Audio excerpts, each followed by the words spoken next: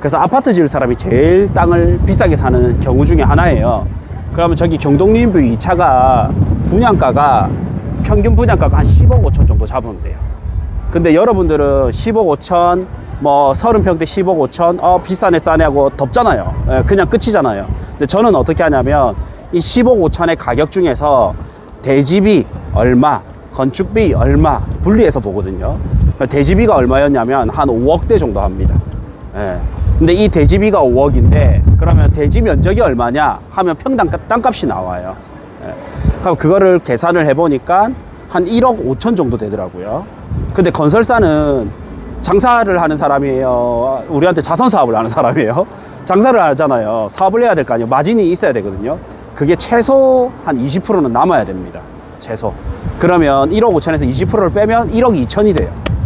그래서 저는 이제 경동리인뷰 2차 분양하는 걸 보고 요 동네는 이제 땅값이 1억 2천이다 라고 이야기를 해드린 거예요.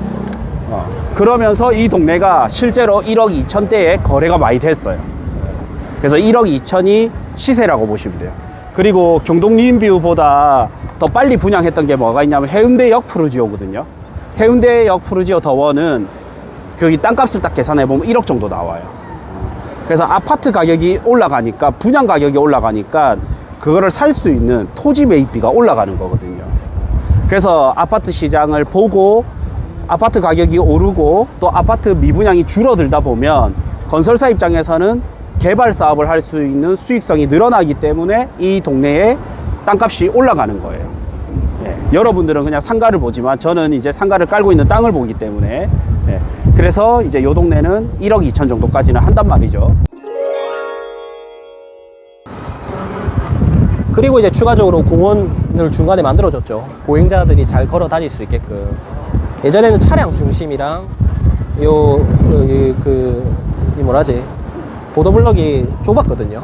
근데 이제 더 많은 사람이 걸어 다닐 수 있게끔 세팅을 해줬고, 앞으로는 이제 어떻게 될 거냐면, 이거는 행정안전부에서 직접 진행해 주는 건데, 우리 미디어 폴이라고 해서 강남대로 가보시면 이 미디어를 세로로 이렇게 세워가지고 쭉 올려놓는 그게 있거든요. 제가 사진을 하나 보여드릴게요.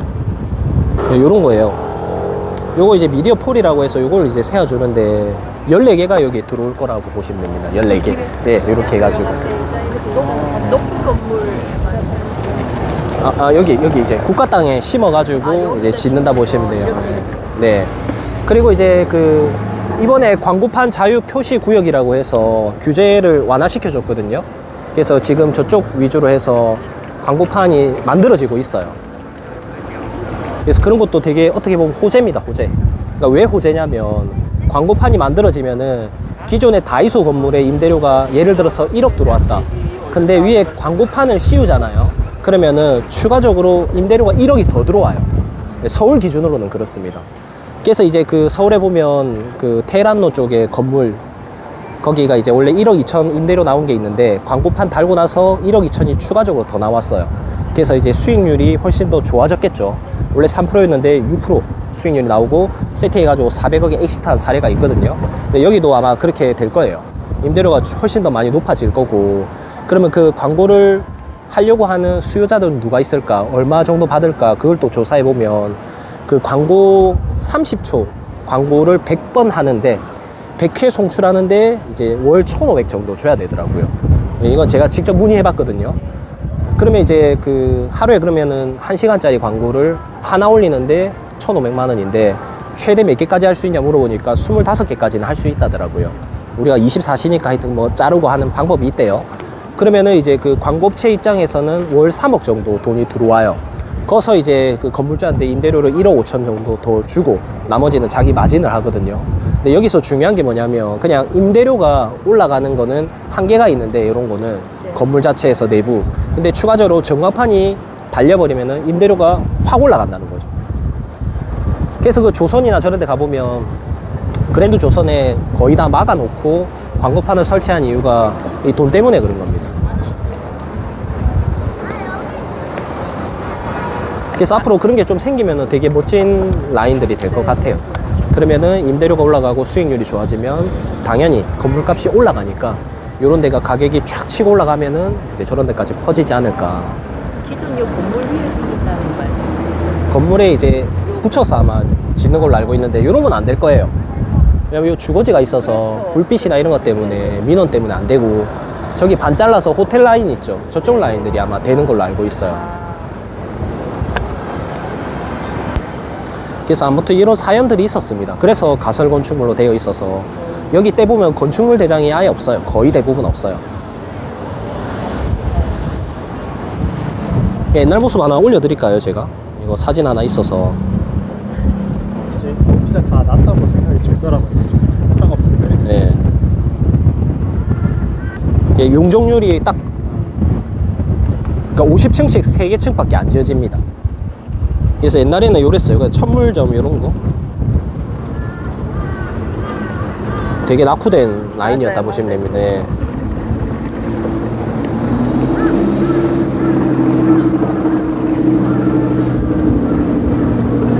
이제 이쪽으로 가실까요? 네. 그래서 보면 다 창고처럼 돼 있어요. 건물이 안 이쁘고. 네, 다 판넬이에요.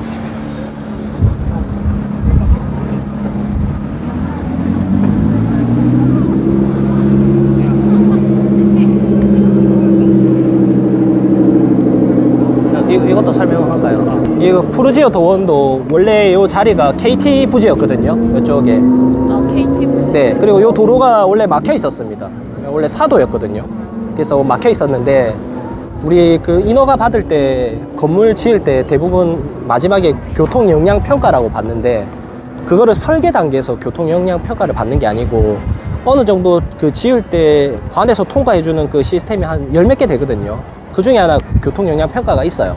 근데 푸르지오 도원이 들어오면 KT 있을 때는 민원인이나 직원 몇 명 왔다 갔다 하겠지만 아파트가 들어오면 사람들이 계속 왔다 갔다 하고 차가 왔다 갔다 할 거 아니에요. 그러면 이 도로 폭이 너무 좁아가지고 사람들이 들어오고 나가고가 되게 불편했고 위험했어요. 그러니까 이제 구청에서 요거를 확장시켜라.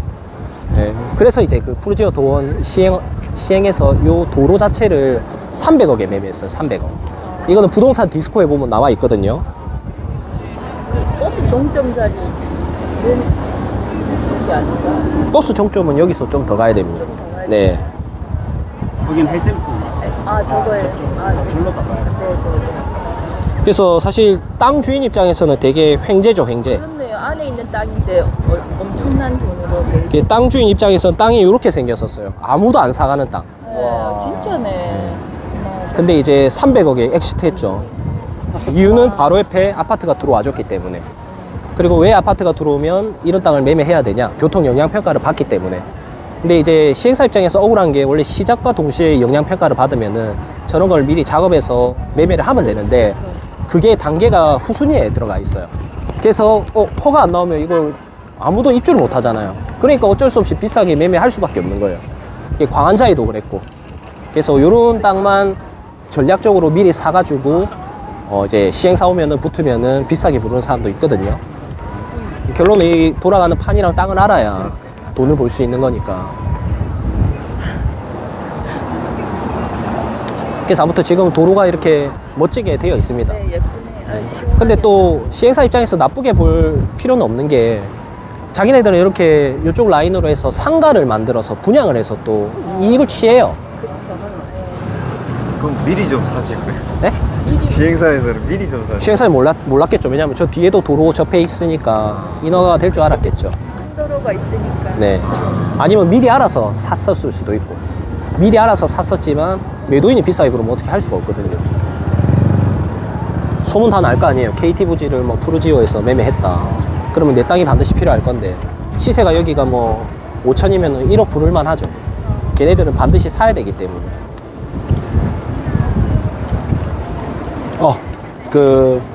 제가 상승장 무슨 뭐 하락장 이런 거 이야기할 때 우리는 건물을 보러 왔는데도 불구하고 제가 아파트 시장을 참고해서 설명드리거든요. 이게 왜 그러냐면, 자, 내가 만약에 다이소 건물을 들고 있다. 그러면 저게 얼마겠어요? 어떻게 알아요?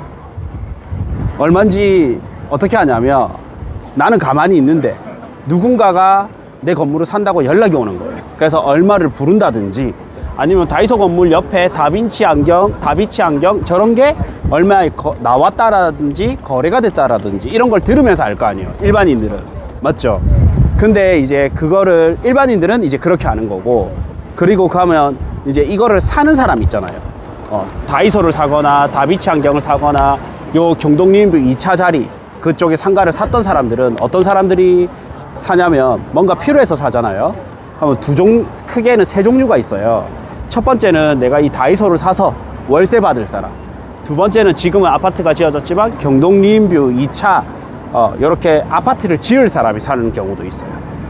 우리는 상가는 대부분은 월세 받을 사람이 산다라고 생각을 하는데, 알고 보면은 상가를 사서 부셔가지고 주상복합을 만들어서 분양해야지 하는 건설사가 살 수도 있어요. 세 번째는 오설록처럼 자기가 사업용으로 필요한 거예요. 내가 숙박시설을 한다든지 카페를 한다든지 뭐 화장품을 판다든지 뭔가 사업용으로 필요한 사람들이 있어요. 근데 대부분 비싼 가격을 찍어주는 사람들이 어떻냐면 월세 받을 사람, 땅 사서 건물 지을 사람, 그 다음에 사업할 사람. 누가 비싸게 살 것 같아요? 2번 아니면 3번이 제일 비싸게 삽니다. 왜냐면 월세 받을 사람이 사는 거는 그 땅값이 비싸면 비쌀수록 월세가 떨어지기 때문에, 수익률이 떨어지기 때문에 손해가 되거든요. 비효율적이 된단 말이에요. 그래서 아파트 지을 사람이 제일 땅을 비싸게 사는 경우 중에 하나예요. 그러면 저기 경동림뷰 2차가 분양가가 평균 분양가가 한 10억 5천 정도 잡으면 돼요. 근데 여러분들은 10억 5천 뭐 30평대 10억 5천 비싸네 싸네 하고 덮잖아요. 그냥 끝이잖아요. 근데 저는 어떻게 하냐면 이 10억 5천의 가격 중에서 대지비 얼마, 건축비 얼마 분리해서 보거든요. 대지비가 얼마였냐면 한 5억대 정도 합니다. 근데 이 대지비가 5억인데 그러면 대지 면적이 얼마냐 하면 평당 땅값이 나와요. 그럼 그거를 계산을 해보니까 한 1억 5천 정도 되더라고요. 근데 건설사는 장사를 하는 사람이에요. 우리한테 자선 사업을 하는 사람이에요. 장사를 하잖아요. 사업을 해야 될 거 아니에요. 마진이 있어야 되거든요. 그게 최소 한 20%는 남아야 됩니다. 최소. 그러면 1억 5천에서 20%를 빼면 1억 2천이 돼요. 그래서 저는 이제 경동림뷰 2차 분양하는 걸 보고 요 동네는 이제 땅값이 1억 2천이다 라고 이야기를 해드린 거예요. 그러면서 이 동네가 실제로 1억 2천대에 거래가 많이 됐어요. 그래서 1억 2천이 시세라고 보시면 돼요. 그리고 경동림뷰보다 더 빨리 분양했던 게 뭐가 있냐면 해운대역 푸르지오거든요. 해운대역 푸르지오 더원은 거기 땅값을 딱 계산해 보면 1억 정도 나와요. 그래서 아파트 가격이 올라가니까, 분양 가격이 올라가니까 그거를 살 수 있는 토지 매입비가 올라가는 거거든요. 그래서 아파트 시장을 보고 아파트 가격이 오르고 또 아파트 미분양이 줄어들다 보면 건설사 입장에서는 개발 사업을 할 수 있는 수익성이 늘어나기 때문에 이 동네에 땅값이 올라가는 거예요. 여러분들은 그냥 상가를 보지만 저는 이제 상가를 깔고 있는 땅을 보기 때문에 그래서 이제 요 동네는 1억 2천 정도까지는 한단 말이죠. 그러면 이제 두 가지 숙제가 있습니다. 우리가 풀어야 될 숙제가. 과연 이 1억 2천짜리가 오르려면 어떻게 해야 되냐? 새로운 아파트가 들어와야 되는데 그 아파트가 더 비싼데도 불구하고 분양이 잘 돼야 됩니다. 그러면 이제 땅값이 오를 거예요. 근데 그 역할을 해줄 게 뭐냐면 저기 해운대 교외 자리에 이제 르엘 들어올 예정이잖아요. 그 좀 이따 보러 갈 건데 그게 분양이 잘 되면 요 동네가 가격이 또 오를 거예요. 또 이제 두 번째는 뭐가 있냐면 여기 아파트가 10억 5천에 분양했을 때 땅이 1억 2천이었지 않습니까? 근데 수영구도 10억 5천 분양 예정이 10억 5천 이상 분양했잖아요. 근데 땅값이 더 싸요. 르엘, 센텀 르엘 보면 84 기준으로 13억에 분양했는데 그 인근의 땅값이 평당 8천 정도, 뒷블럭은 4, 5천 정도 하거든요. 그래서 되게 매력 있어졌고 대신에 월세는 잘 안 나와요. 그 다음에 남천동 또 광안 드파인이 12억대 분양했고 남천 서밋이 16억대 분양했는데 땅값이 되게 싸요. 그냥 5, 6천 정도 합니다. 뒷블럭은 3, 4천 정도. 그래서 건설사가 저는 다음 타순으로 이제 남천동을 볼 것 같고요. 다음으로 또 뭐가 있냐면 촉진구역 있죠. 촉진 3구역. 이게 12억, 13억 분양가 예상하고 있거든요. 근데 거기도 땅값이 4천, 5천이에요. 거기도 저는 좀 저렴한 것 같고. 그래서 아까 물었을 때 이제 해운대가 오를 거냐 했을 때 이제 르엘이 들어오면서 교외 부지 르엘이 들어오면서 오를 것 같은데 그까지는 조금 남았잖아요, 시간이. 근데 지금 당장 할 수 있는 거는 우리가 촉진이 들어오는 부전동 일대라든지 분양이 성공했던 르엘 쪽 재송동 일대나 남천 서밋 일대의 남천동 일대 요런 데가 지금은 좀 저렴하기 때문에 아마 저 같은 투자자들은 그쪽을 먼저 갔다가 거기가 어느 정도 오르면 이제 다시 해운대를 관심 가지지 않을까 싶습니다. 예.